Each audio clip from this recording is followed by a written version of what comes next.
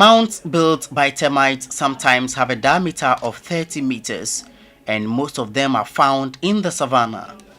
Exposed inner tunnels of the nest are indications that the termites have left it, and this gives room for other creatures to occupy a mound. As a kid growing up in a rural village, we used to capture them for our fowls. Normally, they would build their homes, and we would go and break open the homes, put in some things there. Then they will come, settle, trying to attack. Then we fetch them and go and feed on our fowls. And they stay for a while, and for whatever reason, sometimes they exit. And when they exit, then they leave the structure widely open for other creatures like rats and what have you to enter. And as a child growing up, we used to go around looking for such opportunities.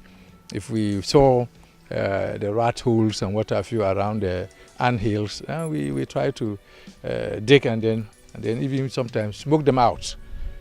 The group of termites which build mounds normally live in Africa, Australia and South America. Even sometimes when I see the way they construct their homes, I really admire it. And the way sometimes even they file pass, because there seems to be order in whatever they're doing. But who is keeping them in that order, I don't know. The structure of the mounds can be very complicated. The interior is an extensive system of conduits that serve as ventilation for the underground nest.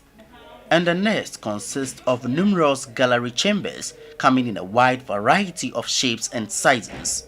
They are very skillful engineers when it comes to building. The other thing is that you can hardly relocate them. If they are in your house and they colonize a room, getting them out is a hell. Workers, smallest in size, are the most numerous of the castes. They are all completely blind, wingless, and sexually immature according to experts. The soldier's job is to defend the colony from any unwanted animals. At the first sign of a disturbance, a termite runs to communicate the news with touch and vibrations.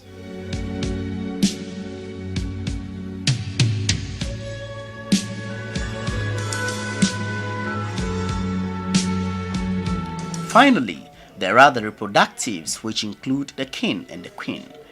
The queen can sometimes grow up to 6 centimeters long, while the lower classes are generally less than 1 centimeter.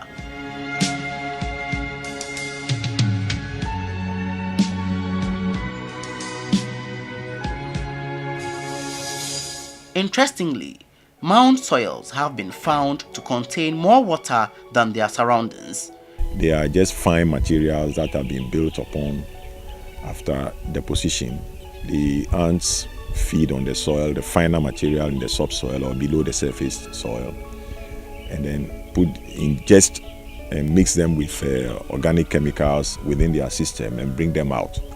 And they build this thing very fast, and there are thousands of them into the shapes that we see all over. Research done elsewhere is that where you have concentration, like what we have here, it's a clear indication of availability of groundwater, because take note that they need water to perform their day-to-day activities. Nature's signal. If you are prospecting for oil, you have to use instruments and other analytical procedures, expensive, to convince yourself that maybe there's gold here, there is a particular mineral here, but research has shown that these landforms or this landform gives an indication of the presence of key natural resources, and we don't have any doubt at all. There are two things involved here: the physical properties and then the chemical properties. The chemical properties are where we are getting our nutrients from.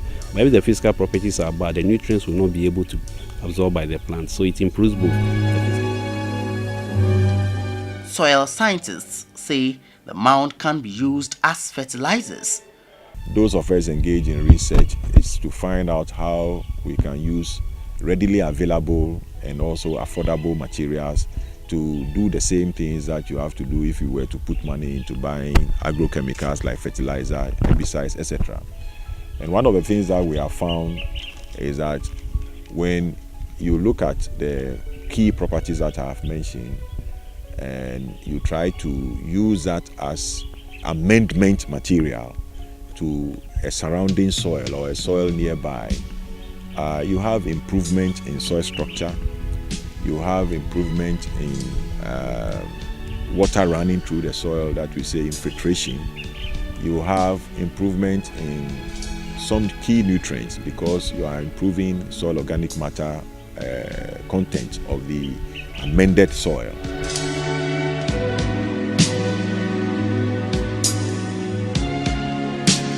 But sometimes the difficulty is how do you marry development, okay, in terms of technology, human needs with keeping the environment. So there must be a boundary, okay, of keeping nature and also exploiting nature for our own good.